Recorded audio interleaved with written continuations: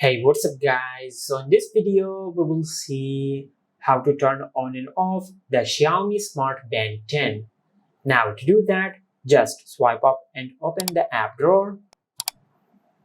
And from here, just go to settings. Now on this screen, just go to system.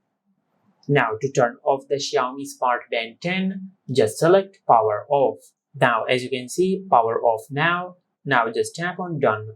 Now as you can see, the Xiaomi Smart Band 10 has turned off.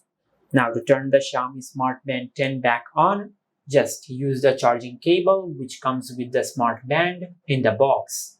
Now just connect one end of your charging cable to any adapter, or you can charge it using any power bank, your laptop or your PC.